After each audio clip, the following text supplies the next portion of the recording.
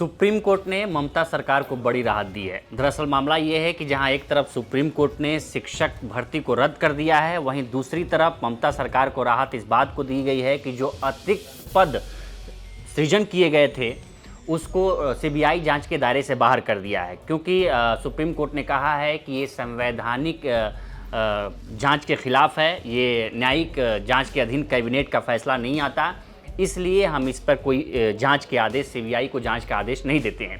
क्योंकि Kolkata high court ने पिछले साल इसको भी अपने जांच के दायरे में रखा था, क्योंकि कोलकाता हाई कोर्ट ने कहा था कि जब भर्तियां हुई उसको, जिसमें जो भ्रष्टाचार के मामले आए, जिन कैंडिडेट्स को लगा कि ये भ्रष्टाचार के माध्यम से भर्ती हुए हैं, उनको समायोजित करने के लिए कैबिनेट ने एक फैसला लिया और अतिरिक्त पदों को सृजित किया और उसकी जगह उनको समायोजित किया।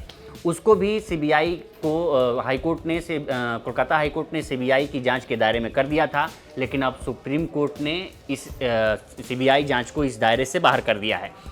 यानी कि जो अतिरिक्त शिक्षक पद का सृजन हुआ था वो सीबीआई उस मामले में जांच नहीं करेगी, क्योंकि उसमें कहा यह गया था सीबीआई की तरफ से कि इसमें अधिकारियों और नेताओं की साठगांठ से ये पद सृजित किए गए थे। लेकिन सवाल ये है कि जो ममता सरकार, जो पश्चिम बंगाल की ममता सरकार ने सुप्रीम कोर्ट से पूछा है कि आप ये बताइए कि आपने एक बार में एक हस्ताक्षर में 25,753 शिक्षकों को बर्खास्त कर दिया, लेकिन उन्होंने सवाल ये किया है कि उसमें बहुत सारे ऐसे शिक्षक हैं जो सही तरीके से हुए हैं। माना कि कुछ गड़बड़ियां उसमें हुई हैं, चूँकि जो WBSSC यानी कि वेस्ट बंगाल स्कूल सेवा आयोग ने इस भर्ती प्रक्रिया को संचालित किया था, 2016 में भर्ती निकली थी। इसके माध्यम से 25,753 शिक्षक और कर्मचारी भर्ती हुए थे शिक्षा विभाग में। उसको 2017 में जब इसका रिजल्ट आया तो उसमें ऐसी गड़बड़ियां पाई गई कि कुछ जो कम नंबर थे उनको हाई मेरिट में रख दिया गया था, ओएमआर सीट को बदल दिया गया था।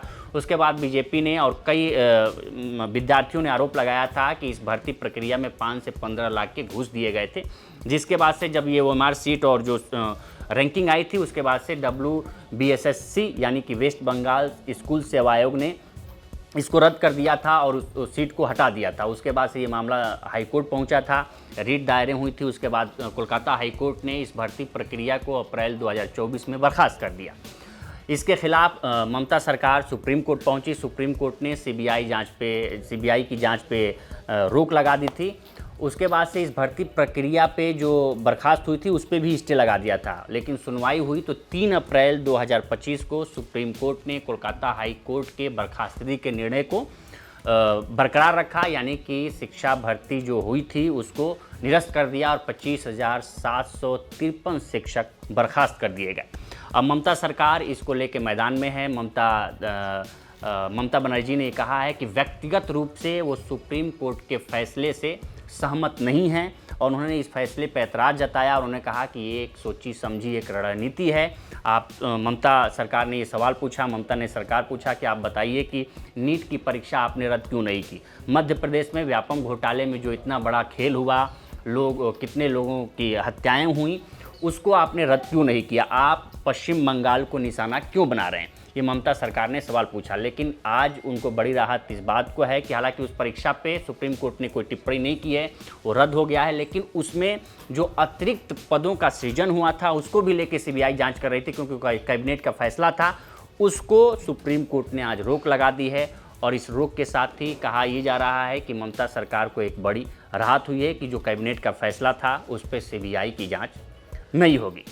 तो फिलहाल इस वीडियो में इतना ही। इस पर आपकी क्या राय है हमें कमेंट के सेक्शन में ज़रूर बताएं। बाकी देश दुनिया की तमाम खबरों के लिए बने रहे लोकमत टीवी के साथ। नमस्कार।